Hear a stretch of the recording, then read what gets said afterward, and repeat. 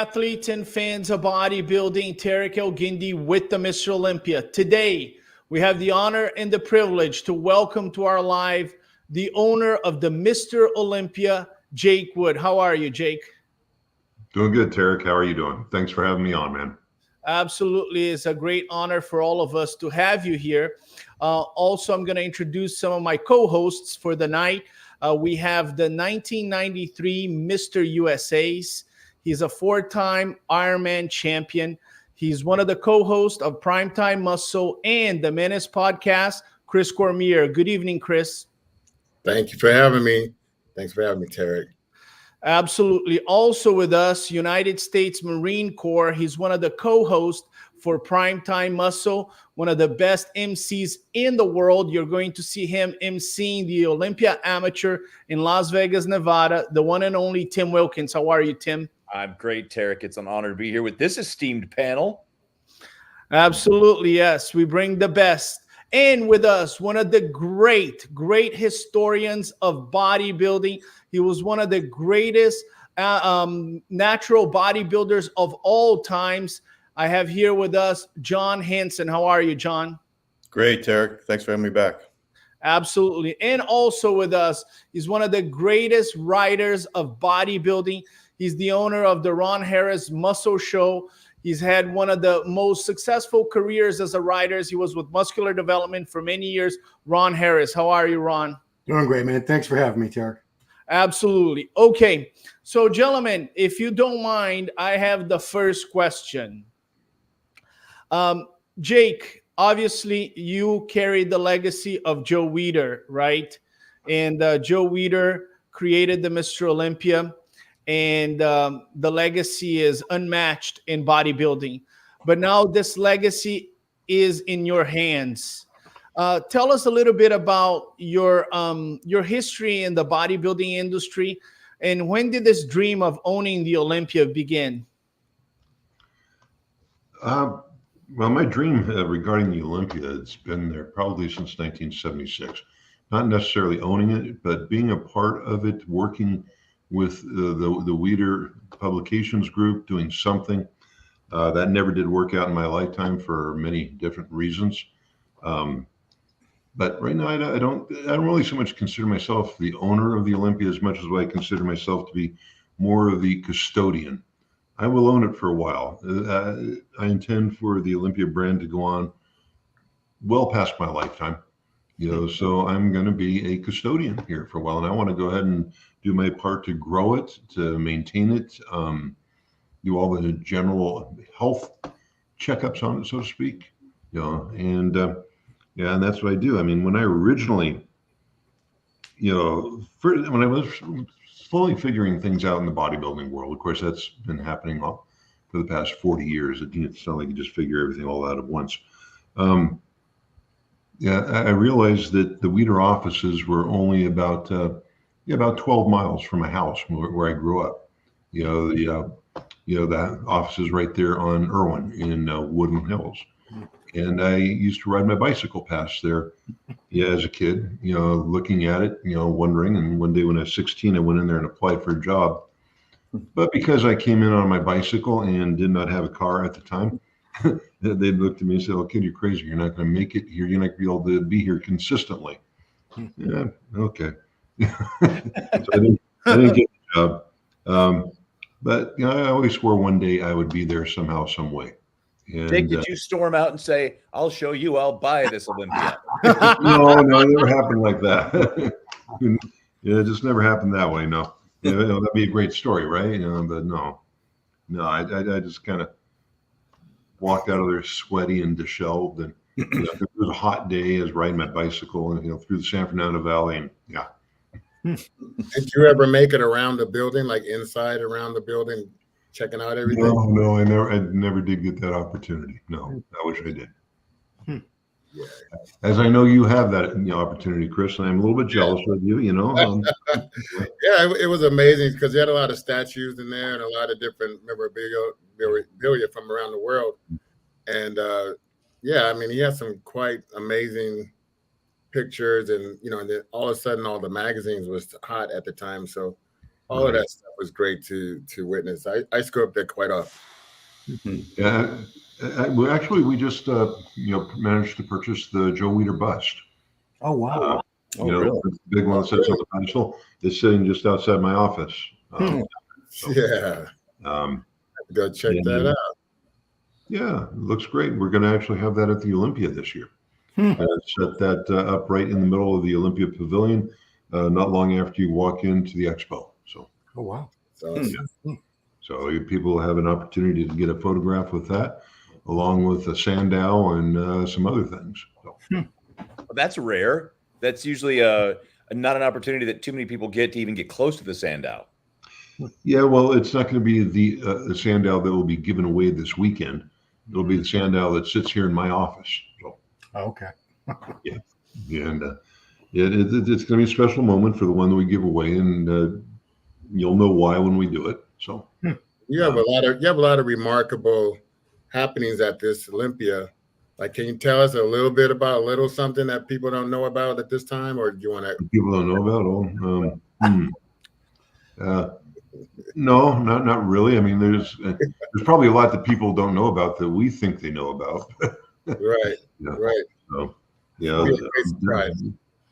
we were all sold out on Saturday night. We've been sold out on Saturday night for a long time. We're trying to provide more opportunities for people to actually arrive there and still be able to be part of the event in some way. Meaning, we've opened up the essentially what we're calling the watch party, which is our goal is for it to be a top-notch event. It's a difficult thing to achieve because people will not actually be in the event space itself. They're going to be basically in the top-end nightclub of Las Vegas. I mean, with some of the most incredible screens that you can imagine. I mean, so you'll be able to sit there and have your food, your drink. Well, you know about this, Chris. And, yes, we've talked about it. I hope to check it out. Give us some ideas, Chris. What do you think we should do there? I think to make it a better experience for everybody. We got the entertainment. It'd be great to have some podium dancers or something like that. Let's say dancers. And then the great music that's happening right now, and let them know we got all the flavors of everything they need to have, and all the greats walking around. Let's do it, man. I'm ready. I'll be there. Well, Chris, is that a commitment that you are going to be stopping by the watch party during the Olympia? What would a watch party be without me stopping by and saying hello to all the fans and mixing and matching with all the fans there? What would it be? Come on. Yeah. Well, that's more of an inside thing. It's I won't go into this. Basically, we're going to provide a way where guys like you and I, Chris, we can get from the event space, to the watch party quickly without having to walk the entire distance. So we're going to be running a few people back and forth. Yeah, that's what I was wondering about also. Yeah. Jake, what Chris is trying to get you to do is the equivalent of we try to get the competitors to take their shirts off at Olympia Battle. He's trying to see what you got going into the Olympia. He's trying to get a preview. Well, I'm not going to take my shirt off if that's what you mean. I have a question for Jake. Jake, what was the very first Olympia that you attended? And what are your best memories of that first Olympia? I unfortunately did not get to start attending Olympias until just after the year 2000. I think it was 2002. Yeah. And or was it 2000? Oh my God, I think it was 2004. Because I had life commitments. Had to make money. Work, do all that kind of stuff. Yeah. And it was 2004. And what was really the most special moment about that? It was just the entire event, the impact of the feel, to realize, here I was, and in this, esteemed event that I've loved all my life, only seen in magazine pictures. And there was Mr. Weider up on the stage, and very happy to see that, Was that still Mandalay at that time, or was it? That was Mandalay Bay, yeah. Yeah, I think that was probably the last year at Mandalay. I could swear I went there. No, forgive me. My dates and times are not exact. Yeah, mine either. Yeah, I went to the one in Mandalay Bay twice. Okay. Yeah, and yeah, I understand the reasons why they moved it off to New Orleans. There are lots of good business reasons. It was a smart move considering that I know Mandalay Bay is at the time was not a very they were not accommodating. I mean, they were not very friendly to the event. I know that. It's like yeah, it's not like they're unfriendly to bodybuilders or anything like that. It's just, they thought they're the greatest place in the world and we're so lucky to be there. And you just couldn't get any help from the guys. Whereas you go over to the Orleans and suddenly, hey, they're on your side. They're team players. They want to make your event better. And they're good to work with. They're responsive.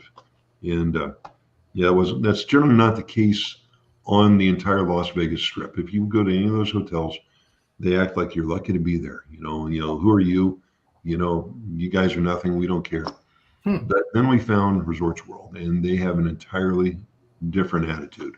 They have very much the attitude of the Orleans, all the good things of the Orleans, and a lot more. It's a much better space. So, right on. So we are plodding forward. Can't talk. Plodding forward, guys. Right on. John? Jake, I wanted to ask if you went into the Weer building back in '76. You obviously were reading the magazines back then too. I was.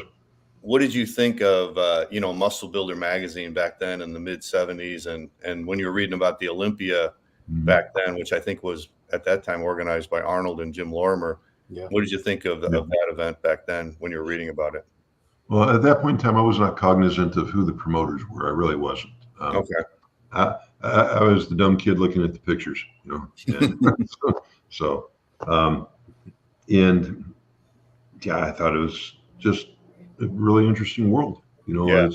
So I was fascinated that people could do that with their body. And plus I was playing football at the time. I wanted to be the biggest, strongest kid there.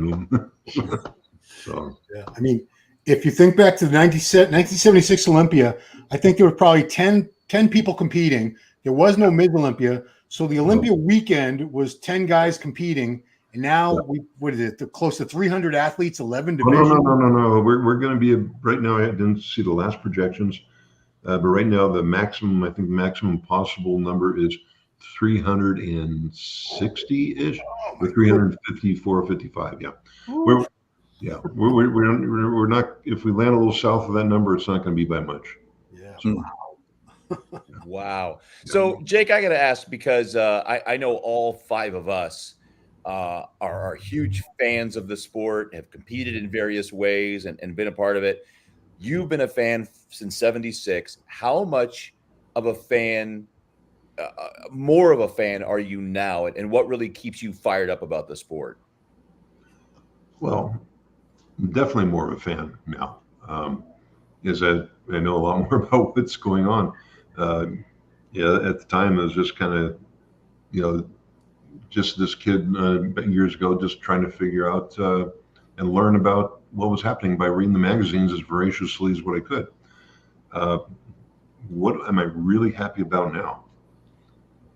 What I love is the fact that we're expanding around the world. I mean, bodybuilding is one of those things that I think can help lead a lot of us into the future where we need to be, where, for instance, people should travel. People should be aware of other cultures. In other words, so bodybuilding reaches everywhere. Tarek, you know this as well as anybody.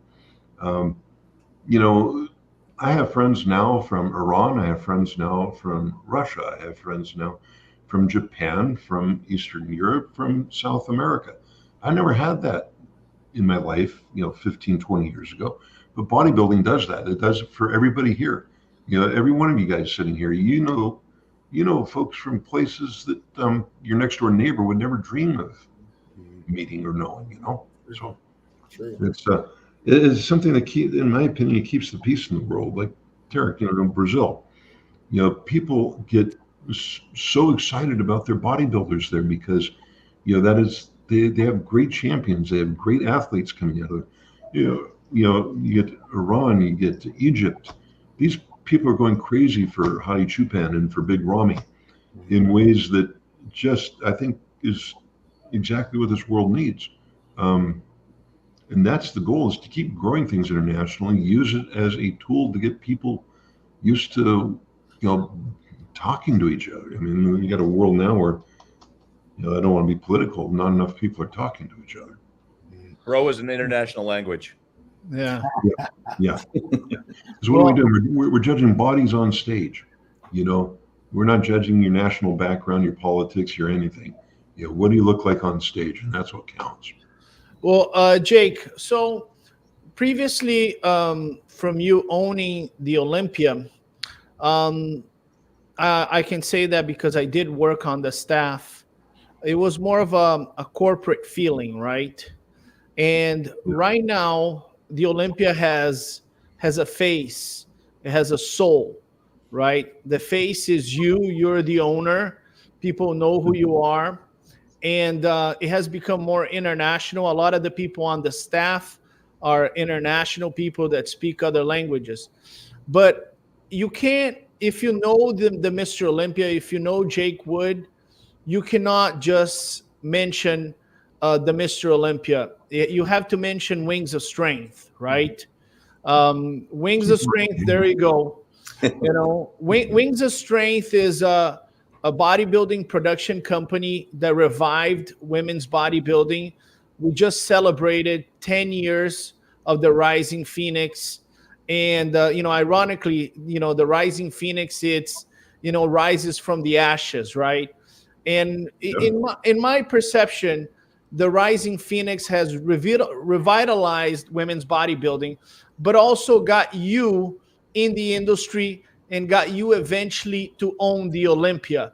Talk to us a little bit about this passion that you have, that right now all of us have, for Wings of Strength, for the Rising Phoenix.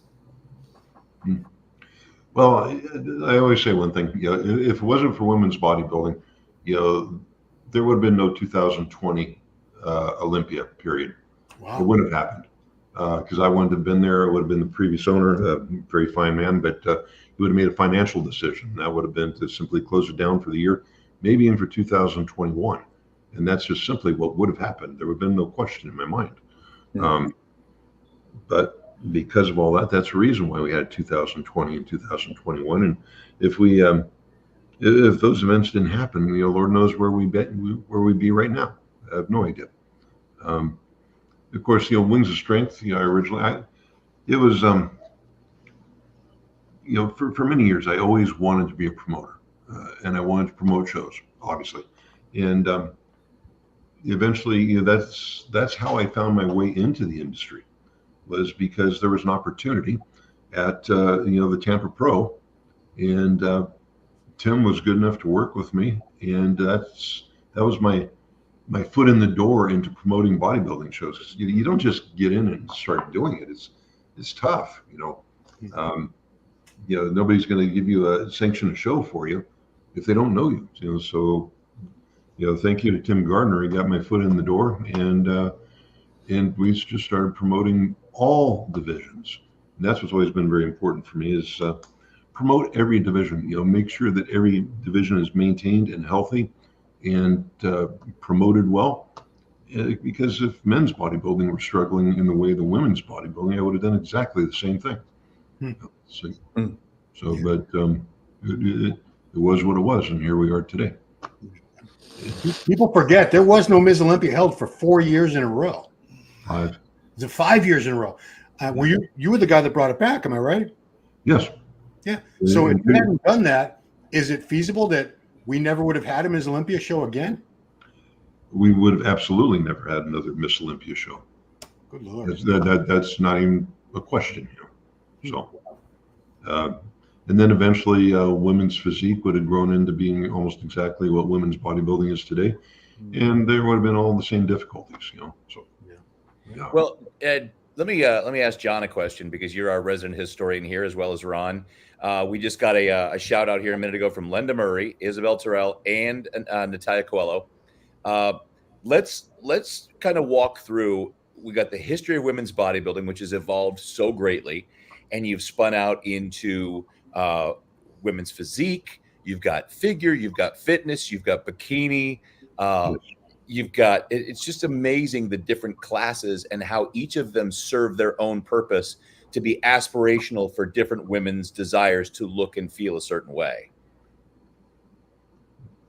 Yeah, I mean, ultimately, Tim, what are we trying to do as as a group? One of the effects we have in society is no matter what your body type as a human being, whether you're we're trying to show you, and encourage you to look your very best. I mean, now we're out there and so many women who are lower body dominant that never could have ever competed in bikini or other divisions. Now they have wellness. And that's our whole point. It's another one of the little sayings I like to throw out there a lot is bodybuilding for every body, for every body type. And it's nice. Some people complain about all the different divisions that have come out. And I understand the complaint. I understand their rationale. But we want to make sure that everybody has something they can strive for in terms of looking great and even stepping on stage. Obviously, we'd like everybody to step on stage, right? It'd be good for us. But am I answering your question, Tim? You are, and John, could you give us a little background on how we went from, say, the Corey Everson days to, and even before that, to moving into like the Sharon Bruno, Linda Murray, Iris Kyle, and now we have this mega duel between this building storm between Angela Yo and Andrea Shaw, and then it's spun off into now the duel we're expecting this year from Sarah Villegas and Natalia, and then you've got Sydney defending her title. How these different body types, how we've spun off kind of historically, and where those different divisions fit in the history. Yeah, well, it started all the way back in 1980. The Miss Olympia started in 1980, and Rachel McLish was the first winner. And if anybody knows Rachel or seen pictures of Rachel, she wasn't very developed at all, or not a big woman at all. She didn't really have a lot of muscular development, but it was crazy how women's bodybuilding took off in the media, especially because that was the first time that we ever saw women with muscles and on stage posing, and that was never seen before. They used to always have kind of like bikini contests or swimsuit contests with the Mr. Olympia going way back to the 60s, but they were not muscular contests. They weren't bodybuilding contests. They weren't posing.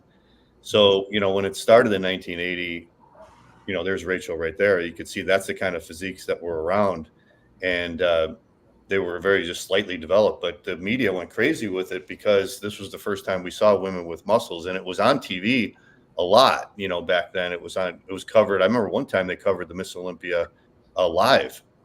And it was in Madison Square Garden by itself. It wasn't even held with the Mr. Olympia. It was held by itself, and they were selling out. So it was a really, really big thing. And then, it eventually progressed to where Corey won 6 in a row, and then Linda took over after her. And then it just kept, getting more and more advanced.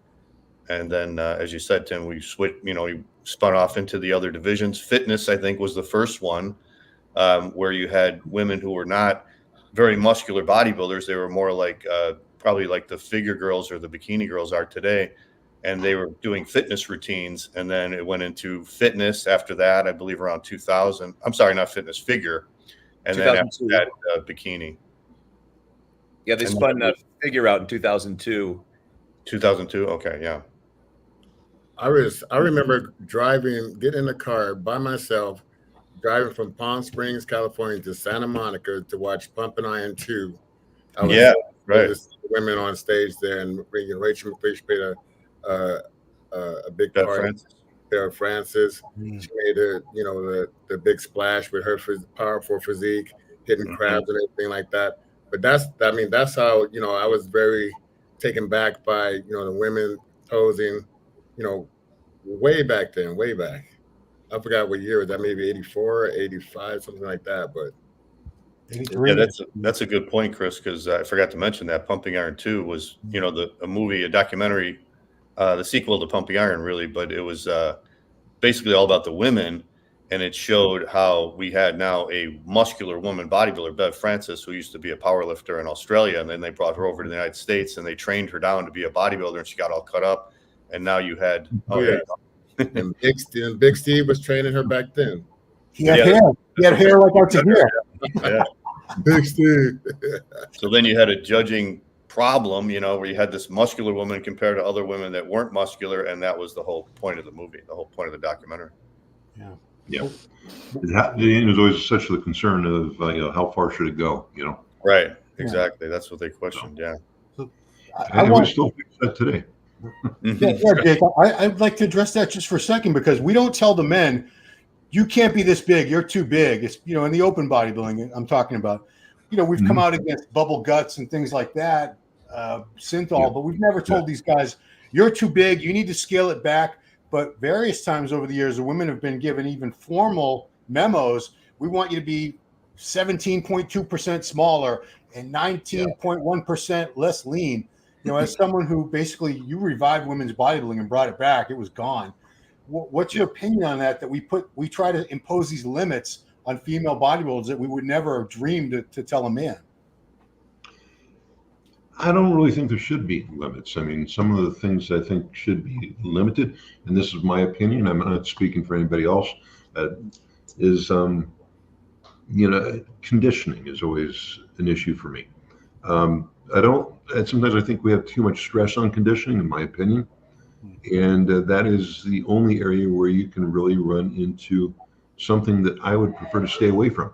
I mean, it's, and same for the men too, it doesn't matter. I mean, it's a health issue, it's a risk issue. And, again, I don't speak for the IFBB or the NPC or anybody else, but I speak for myself. And that's something I would prefer. I want good conditioning on stage, but not, you don't need to see shredded glutes in women's bodybuilding. It's,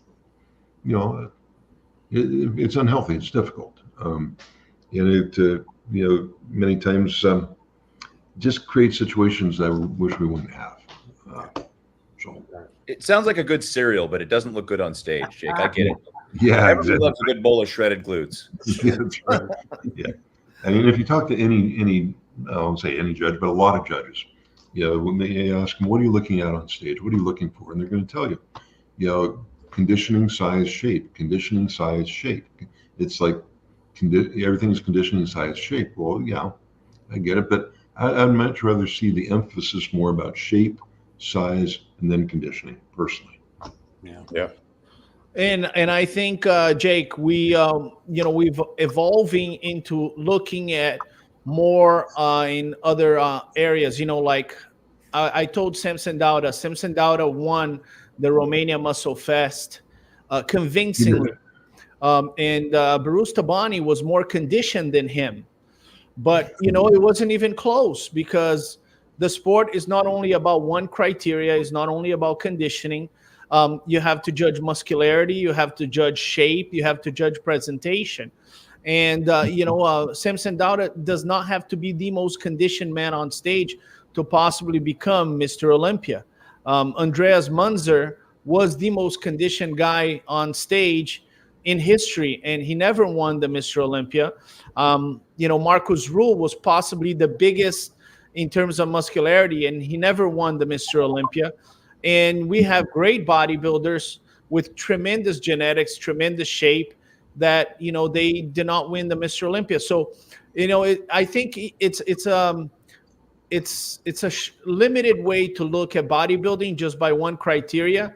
As a judge, you have to evaluate all criterias, and, conditioning is just one of them. It shouldn't be the most important one. It's just one of them.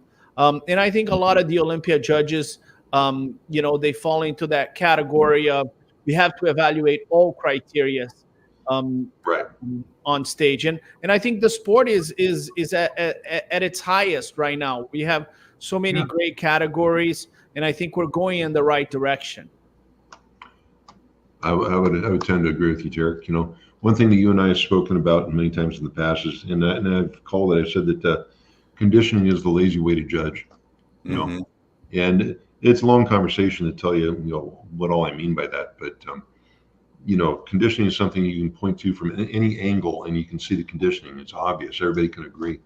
Yeah, but when it comes to shape and presentation, the only people who are seeing the real show that's being judged are the judges, because the physiques on stage are being presented to them at specific angles for a reason. Chris, you know very well that anybody up on stage, they're going to try to show you their strong points and hide their weak points. Right. And if you're sitting off to the right or to the left, you're going to see a different show than that judge sitting right in the center. Whole nother show. Yeah. Whole nother show. And I like that Jake is so in tune with the sport, the competitors. He knows who they are. He knows probably what they need. Knows so much. The previous owner, I don't want to talk bad about him, but he wasn't that hands on like that. But this is the second coming of Joe Weider, in my opinion, because I've been around Joe. I spent a lot of time with you, Jake, and it's just great for me to see, because it's part of why I wanted to be more involved with the sport. Yeah. You're everywhere, Chris. You're on the Menace podcast. You are on Prime. Because I love it, man. You're on Olympia TV. I get calls from Sean Ray and Bob Ciccarello every day, jealous of you. Every day, those guys are jealous of you. Hey, I love it. That's why I love it. I want to do everything I can to help the next generation. I tell Bob, I said, Bob, he was a much better bodybuilder than you were. And I tell Sean, you're a small bodybuilder compared to him. Chris competed a lot more than Sean did. I know that for sure. Shots fired, Ron Harris. Shots fired. 75 pro shows.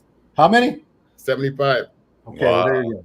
Well, I feel honored. I don't know if Ron and John, that I was the onstage MC from 2000 to 2002 for the Olympia weekend. Yeah, I remember. That I am, as the fill-in tonight for Ciccarello, who is in Italy eating bread and pasta while posting old pictures from when he was in great shape. Shots fired, bro. Shots fired, Bob. Hey, Jake, I got to know this, because the whole point of having this conversation with you so close to the Olympia, the excitement is building, the fans, everybody's making their predictions and getting their rooms booked and all the predictions. No, we're not going there. What I'm saying is, for me, as the mega fan and having been involved now with the Olympia for 25 years, it's a weekend to me. It's not a show. I get in early now for the Olympia Amateur. Weekend, Tim. It's a whole week. But it's a week. For me, it's a week. But for the fans, for me as a fan, it starts with the press conference. It rolls into Meet the Olympians, which is insanely cool. And then you mentioned Tim Gardner a minute ago. One of my favorite things every year since my first time going is the Expo. So talk to us about how this year the Expo was even bigger and better for the fans, and how that's been a focus to make that so big, because there's only so many seats for the Mr. Olympia. But if you want to see your favorite people and try new stuff and see all these sports, the Expo is the place to be. Yeah, of course, everybody is there at the Expo. Going to be walking around. You can be right there with your favorite competitors. So one of the things that we are doing that we're trying to work all the details out on now is VIP tickets for the Expo itself. It's kind of like if you go to an amusement park, you have the fast pass or whatever you might want to call that. Well, we want to try to develop that program. We're going to kick it off this year and see what we learn. We're going to learn more than anything else, I think. So. And just all of the events that we have there, Tim has done a great job of, bringing in strongmen, bringing in.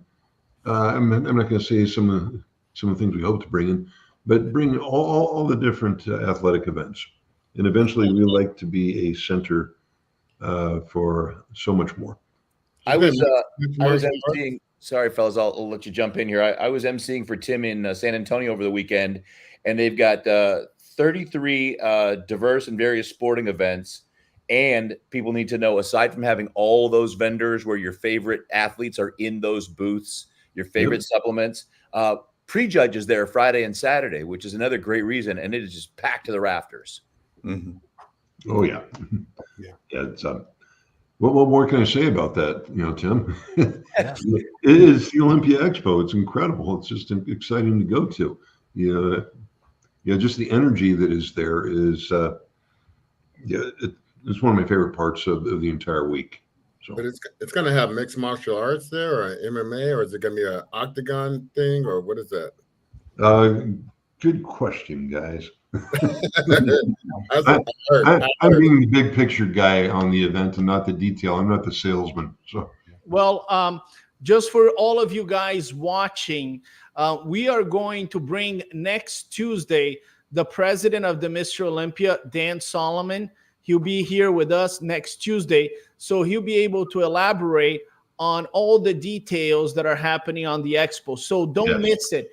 Next Definitely. Tuesday, 5 p.m. Pacific, 8 p.m. Eastern Time, the president of the Mr. Olympia, Dan Solomon. Jake, I have a question for you. Sure.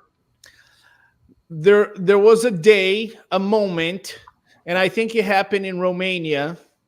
And as you talk about, the Olympia going international, we just had the Olympia, Masters Olympia in Romania. Great job done by Alina Popa. And now we're going to Japan. Shoji will be leading the charge there. Yes, sir. But there was a moment in Romania where you received the news that you were the next Olympia owner. Talk to us about the moment where you became aware that you are going to be the custodian of the brand. And as Chris Cormier said, and I agree, the second coming of Joe Weider. What happened that night? It was, we're there in Bucharest. It was during the Romania Muscle Fest. And I just had dinner with Brandon Curry. And we had dinner at a place called, Lounge 18 or 18 Lounge, which is on the 18th floor overlooking Bucharest. A fantastic restaurant. It was just a very emotional, kind of scary thing for me, because that's when I made, the commitment, that it becomes real. It was like the point of no return. And I made, phone calls sitting there, and I just remember feeling excited but scared. It was a big commitment. You don't know what's going to happen. Of course, then what did happen? COVID.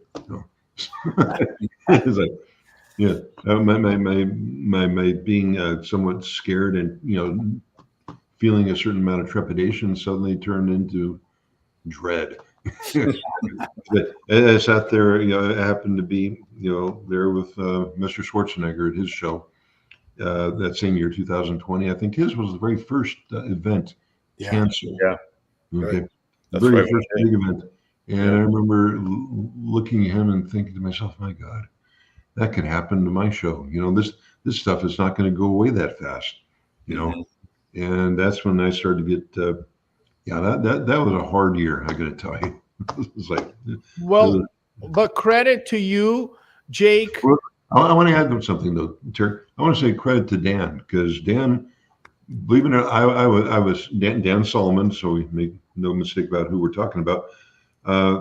That last month last month and a half prior to the Olympia, I had just gotten back, from Romania. I was sick with COVID, sicker than a dog, had a heart attack. Literally, I did, and was dealing with all that.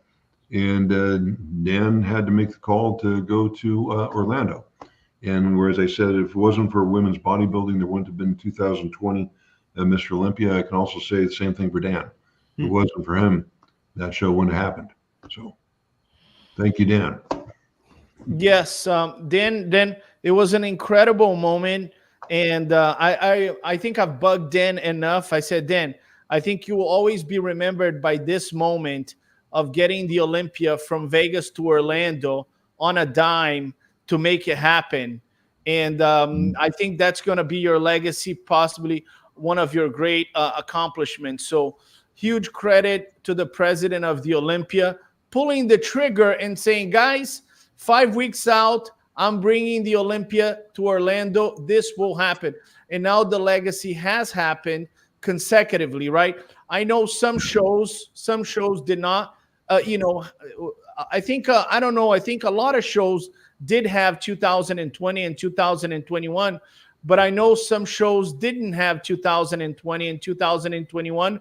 not with the Olympia. We've had consecutively since 1965. Wow. Mhm. Yep. Oh, by the way, guess what day today is? Your birthday? Oh, it's a birthday. He had his birthday. It's the Olympia's birthday. Oh, In wow. 1965, it was September 18th, the first event. Wow. And here we are today. Happy birthday, That's Olympia. awesome. Hey, John, when you think about what Dan did, can you imagine someone says, "Hey, Hanson, we want you to get ready for the Olympia, but you got 5 weeks." Yeah.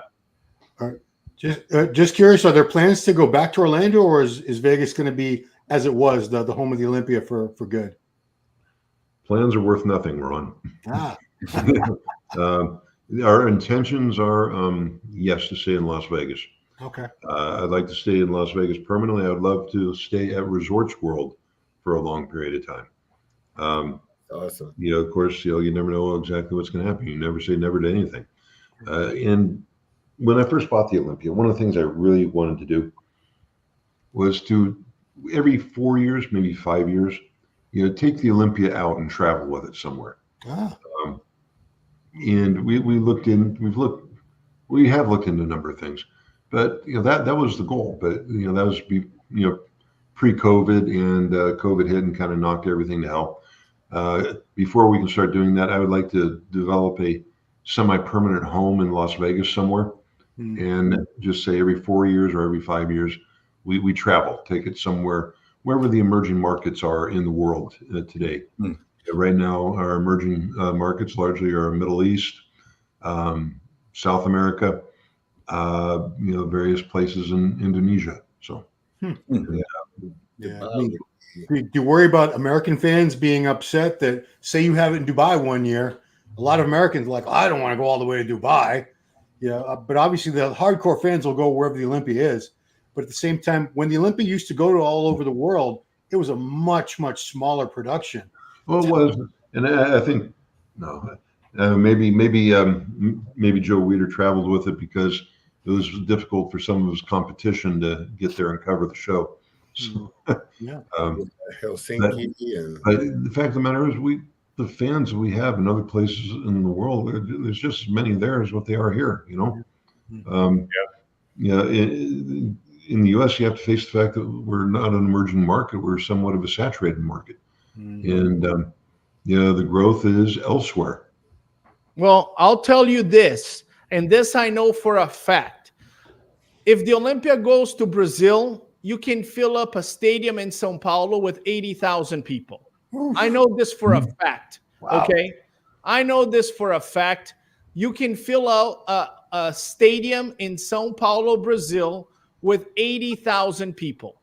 I also know, Jake, if Rafael Brandon and Ramon Dino don't win, you're going to need a helicopter out. That's true too. That's also accurate. We've gotten death threats before, so. Yeah, but Iran is a huge market. Dubai would be amazing also. I mean, Germany, right? Germany is a huge market. People love bodybuilding in Germany. And listen, a lot of people said, well, you're going to do the Masters Olympia in Romania. That's going to be far. Man, we had so many international fans, so many international people. There was about 50 Iranians there. There was 30 Brazilians there. There were people from all over the world. And a lot of them, they went back to compete at the Olympia Amateur, at the Alina Popa Classic, because they liked the location. Yeah. Some of these locations need to be more developed, and people need to be used to traveling to them. One of my main considerations for going there to Romania is, number one, it was a low to no cost venue for us, since we're already having the Amateur Olympia there. So that's given right there. As opposed to if we would just had a standalone, Masters Olympia here in the U.S., probably venue costs would have been 100,000 roughly in that area. And plus, just international traffic. It's visa easy. A country like Romania is one of the most visa easy countries around. I mean, if you want to come here, say from Iran or from Azerbaijan or from Brazil, it's tough to get a visa into the U.S. many times, and that's a major problem for events like ours. Well, I have a question here, Jake, from Desktop Bodybuilding, Xavier's. He's Milo Sarchev's best friend. Oh man, Tim, I can't resist, Tim. I can't resist. The guy likes to push buttons. What can I say? What did Jake think of the UFC on the Sphere? I loved it. Again, I've said this in the past. Having an Olympia there is what I call a dream. It is not a goal; it's a dream. Dreams are not always possible. Goals are something. When I said a goal, that's something we are going to do one way or the other. But a dream, that's listening to what Dana White has said and knowing what I have found out directly from the Sphere myself. We're looking at easily $12 million worth of sunk costs just to be there. Wow.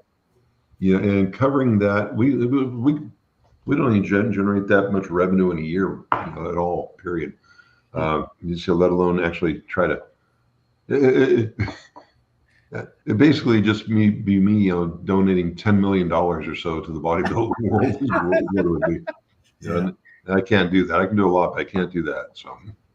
Jake, quick question about that. I think a lot of the fans don't understand that this is a business, and at the end of the day, a business has to turn a profit. When they talk about where you're not going to stay around. Yeah, exactly. So they talk about things that they want changed, and in the back of my head, I'm thinking these people obviously have never promoted a contest. Even a smaller pro show is no small feat in terms of staff and look, the Olympia is like a whole other level of production. The amount of money and staff it takes to put that thing on. I understand these people have their sentiments about the Olympia, but I also think you should get a lot of credit, because I don't think 2020, 2021 were very profitable years for the Olympia, but you kept pushing forward. No, they lost money. Yeah, I didn't want to say it, but they had to. We lost. We didn't start making money back again until honestly 2023. 2022 was just barely a break-even year. So. And when a lot of things that a lot of people don't always really understand is anybody who's promoting pro shows, and you can, a lot of you guys sitting here can attest to this. You're not making any money at a pro show. You're spending money. Mm-hmm. That is, you're just taking money out of your pocket and giving it away. That promoter is not making any money on having a pro show. He's doing it there because whatever promoter we're talking about, whether you're talking about Wings of Strength, whether you're talking about muscle contests, whether you're talking about Tim Garner Productions or Jack Titoni or many other people around the country and the world, they put on a pro show, and they're just taking money out of their NPC show. They're using their NPC show to supplement their pro show. So what a lot of people have to realize is it's the NPC that makes it possible to have the qualification system to even get people to the Olympia.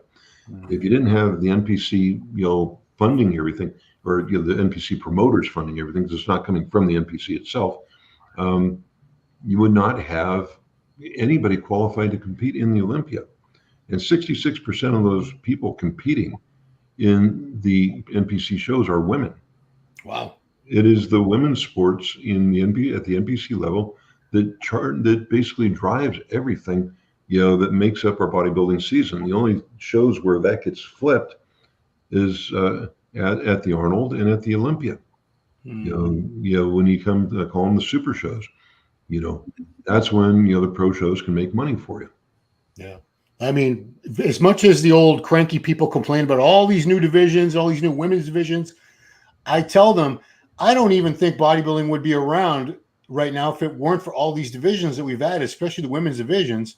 It wouldn't be there. No. If it was around, it would be a very tiny little cult sport. It wouldn't be anything like it is right now. That's 100% true. I mean, because you look at where's the revenue coming in our sport? Where's it coming from nowadays? It's not coming from any magazines or anything like that. Right. It's coming from the NPC competitors, competing, and they make it possible to put the shows on. And if competitors want to earn money, well, they have to go directly to the fan base, whereas it used to be the magazines that were going to the fan base, i.e. selling to the general consumer out there. Yep. Now it has to be, guys like, and there's athletes out there that are making a lot more money than any promoter, like Chris Bumstead, Ramon Dino, many others. These guys, through their social media and other various things, they're doing pretty good. I'm happy to see it. And, it's, nobody else is making money really. Yeah, when you look at the Mr. Olympia, how I hear a lot of people say, well, I like when they used to move it around to different countries and stuff. And if you look at when it was moved around in the 80s and 90s, like Ron said, it was only the Mr. Olympia. It didn't have all these other divisions. But I think maybe, I'm not sure, but maybe the goal back then was to, get bodybuilding into the Olympics and have it at different countries. It was. Yeah. I'm sure that's what Ben Weider was trying to do. He was, right. I've seen evidence of a lot of the work that Ben has done around the world when I go to various countries and speak to the folks there. And I realize how hard it was for the man to do all that and to try to, develop, ministries of bodybuilding in the ministries of sport in all the various countries around the world. I mean, here in the U.S., people don't so much realize that, sporting events are run by the governments in other parts of the world. Mm-hmm. I mean, if you want to go ahead and have professional soccer meets and everything like that throughout the world, you have to go through whatever government ministry it is, the ministry of football in other places of the world. And that Ben did a lot of work. So one of the things we have going now is that if we were to ever go someplace else with the event, we would put it out much like the Olympics do. We would put it out for bid to various cities around the world, and whoever could assist us the most and give us the most that we could possibly get, we'll go ahead and make sure to do everything we can for that city and make that city look fantastic to everybody in the fitness world. So and we'd bring in tens of thousands of people to visit their country. So some sheikh in the Middle East saying, Jake, I'm sending you a check of 50 million. I want it here in Qatar. Well, no, because then all of a sudden you owe somebody way too much. Yeah. Well, they did the World Cup in Qatar, man, and it was impressive. Those guys really did a good job in Qatar. So congratulations to them. Well, the Olympia has definitely an international flavor right now. Chris, you now, you and I and Tim, we go to Phoenix. We have dinner with Jake. You work in many of Jake's projects. You've been able to compete at the Olympia stage when Joe Weider was the owner. You've been able to compete, in different tenures. What is your perspective of Jake Wood? You said it previously. He's the second coming of Joe Weider. I know this for a fact. Elaborate a little bit on that for us. Well, just that, Joe would sit down and talk to you about, things outside of bodybuilding, life,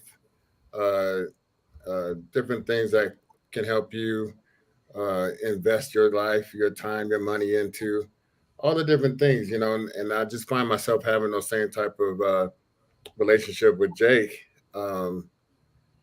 And it wasn't always just about bodybuilding. It's just that you have like so many different things that you talk about. You have a common ground.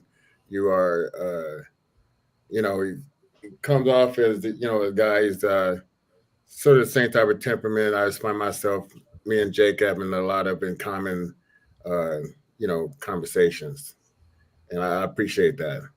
And both of you guys are Leo too, so that's right. Yeah, we sit Leo in the Leo den. And we sit there and we do Leo things. Hey, living Leo lives and having Leo fun. That's right. It's a Leo. Tim Wilkins, you obviously you MC the Olympia Amateur. We go to Phoenix. We have dinner with Jake. You're the great maestro of primetime muscle. What has the Olympia with Jake Wood means to you?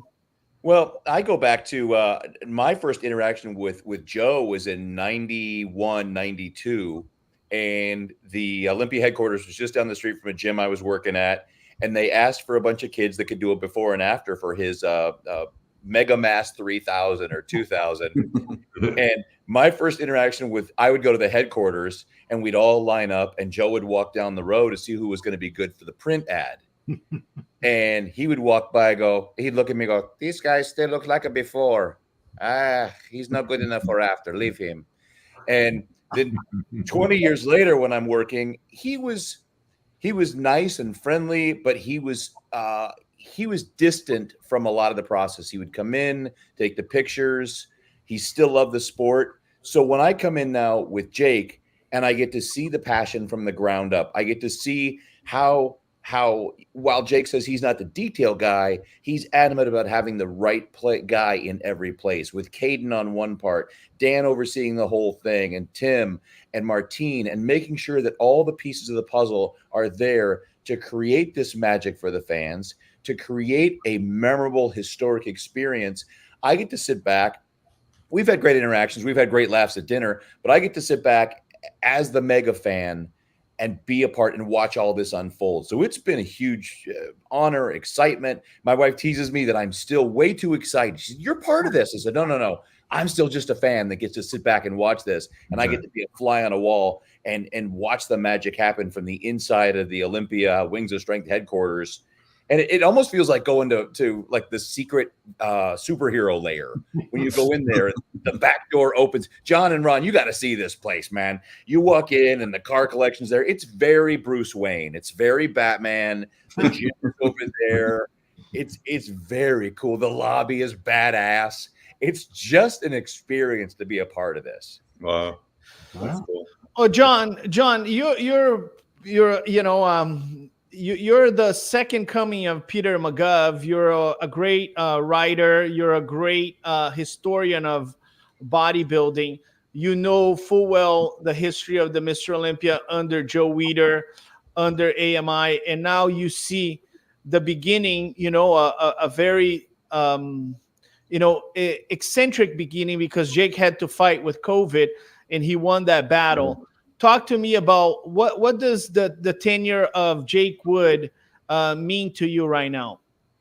Well, I'm glad Jake brought up that story about how he used to ride his bicycle up to Woodland Hills and see the old Weider offices, because I think it's great, like Chris said, that we have an owner now that loves bodybuilding and has loved bodybuilding his whole life and is, running the Mr. Olympia, and his passion is behind it. Like you said, the previous owner didn't really have that background. So it's great that we have someone now who really does care about bodybuilding. I think we were all concerned when Joe Weider sold the Olympia, who was going to take it over and what direction it was going to go. So now we have someone like Jake who, is like all of us. He's a bodybuilder at heart, and he loves bodybuilding, and he's got the best interest in the sport. So that's very, very important. So we're lucky to have Jake running the Mr. Olympia. So, John, what you're saying is a hands-on Jake is better than a hands-off Pecker. Tim, you are the comedian. That's how you make the big bucks, Tim. I still got it. Well, Ron Harris, you got the red light in the background. Listen, you are one of the best writers, and I loved reading your section on muscular development. If you were to write an article about the tenure of Jake Wood owning the Olympia, what would be the title? The heart and soul of the Olympia, because not to disparage David Pecker and the AMI years, but I felt like the Olympia lost its identity. It lost its heart. It lost its soul. It was corporate. It was owned by a mogul. It was just part of a much larger business, conglomerate. The Olympia was always going to be the Olympia, and it was always going to have that aura about it. But since Jake bought it, it revitalized the whole spirit of the Olympia. And I'm just so happy that it's gone the direction that it has, because had it stayed the way it was, I don't think I'd be as interested in it anymore. I'd still follow it, but I wouldn't really care about it. And to have someone that's one of us who really has a passion and a love for the sport, knows the athletes, cares about the athletes, it means so much to everyone, to all of us on the media side, to the fans, to the athletes themselves. So I'm just so happy, Jake, that you bought the Olympia and you stuck with it through those very rough couple of years, because I'm sure there are other people that would have bailed on it under those circumstances. No, yeah, no, that was never going to happen. Yeah, well, I'll try not to disappoint you guys. Like for myself, to give you an opportunity to work closely with you and your, the Wings of Strength and all that stuff. It's, for me, my first competition as a Mr. Olympia was 1988 in Los Angeles at the Universal Studios. And that, I was in the last row. I had my ticket, and I was just sitting there watching Lee Haney destroy everybody on the stage. And I was like, man, one day if I can be there, even if the top 10, I was like, man, that would be like a dream come true. And then, many years later, here I am, working hand in hand, with the top guys that's putting on the Mr. Olympia, working with the athletes. Also, I'm going to be there. I'm going to be there starting Sunday, and I'll be there all the way up into the competition, training people there for the show. So it's just amazing for me to be so close and to be still a fan. I wake up in the morning for bodybuilding. I go to sleep at night, seeing if there's some kind of bodybuilding news or something happening in the sport. And I'm just happy to be here and happy to be on this ride with with Jake and his everyone he has around him, working alongside of him. Yeah, when you look at it, we got more than 20 people that are just pretty much working full time on the Olympia. So Wow. Yeah, and like Linda is saying here, I see one of her comments. I'm very much into the details, and that's true. Is that there's so many details to look after, So. Well, ladies and gentlemen, we discovered a little bit more about the Olympia owner, Jake Wood, and how he first initiated his dream of owning the Mr. Olympia. And I have to say, I work in Phoenix at the headquarters. I do Primetime Muscle with Chris Cormier and Tim Wilkins. I have the honor of directing Olympia TV, and I also have the honor of judging the Mr. Olympia. And I have to say, Jake Wood is truly the best we have in our industry. And I think is a hand of God that Jake Wood is leading the charge at the Mr. Olympia. And bodybuilding is growing exponentially. The IFBB Pro League is in pretty much every single country. I had a chance to see great champions like Derek Lunsford as an NPC competitor. I've had a chance to see, great champions come back and win the Olympia. So I believe these are the golden years of bodybuilding. And we have some amazing promoters, Muscle Contest, Tim Gardner. We have Wings of Strength. We have promoters all over the world doing a great job. The legacy continues. Jake, we're going to give you the final word. What is your message to all the fans and all the competitors that are coming to your house October 10th through the 13th? Hey, just come and let's have a good time, everybody. Enjoy the show. We're going to put on the best event that we possibly can. You're going to see some spectacular stuff. I've got a team of 20 people, headed up by Dan, headed up also by Angelica, Nebia, and a number of other people. You go on down the list. If we didn't have this fantastic team, we wouldn't be able to put on anything. I won't go through the entire list, because it would take quite a while. But without them, the show is nothing. And also, one of the things that we've been kind of overlooking here a little bit in talking is that, Jim, my mind is getting ahead of my mouth here. But Joe Weider was the great man of bodybuilding. He's everything that we do is basically we're all living in the house that Joe built here. And but another guy that built a lot was Jim Mannion. If it wasn't for Jim, we wouldn't have the NPC. We wouldn't have the IFBB the way it is today. And that's one of the things I've always felt very lucky about is Jim is kind of like the link in between the past and the present. And felt very fortunate to be working with the man. big contribution from Jim and his family. Oh yeah. No doubt. I don't want to overlook that. So. Absolutely. We want to thank Jim Mannion, the president of the IFBB Pro League and the NPC, and Vice President Tyler Mannion. And we want to thank a lot of the great promoters around the world and the staff of the Olympia, President Dan Solomon, who's going to be here with us next Tuesday. Yes. So, yeah, tune in next Tuesday, 5 p.m. Pacific, 8 p.m. Eastern. We're going to have the president of the Mr. Olympia, Dan Solomon. Now, if you're watching this, I have something special for you. The first thing you're going to do is this. You're going to go to www.mrolympia.com and you're going to click on pay-per-view. You're going to get your pay-per-view right now. This is exactly what you're going to do. There you go. Okay, Tarek, I'm doing that right now. Okay. Get your pay-per-view right now, okay? So you can watch the 60th Olympia. So you can watch Derek Lunsford try to defend his title. So you can watch the rematch of Andrea Shaw versus Angela Yo, C-Bum versus Ramon Wesley Vissers. You can watch the men's physique in all the categories. Go right now to www.mrolympia.com.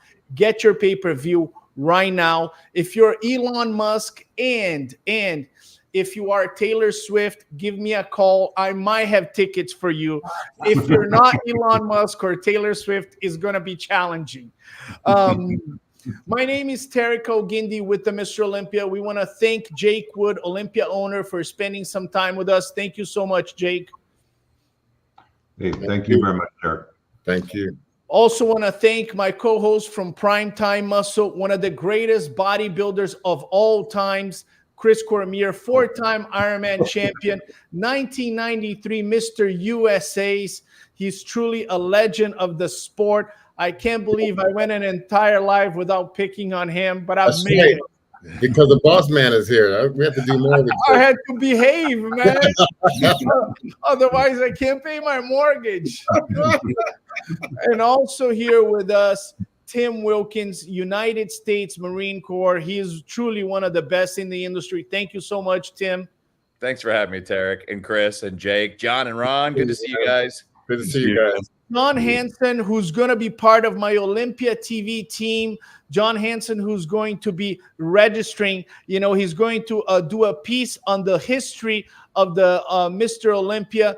And John Hansen will be there. Ron Harris, one of the great writers of bodybuilding. Hey, Ron, you're going to be at the Olympia, correct? No, sir, I'm not. Unfortunately, I'm going to miss this one.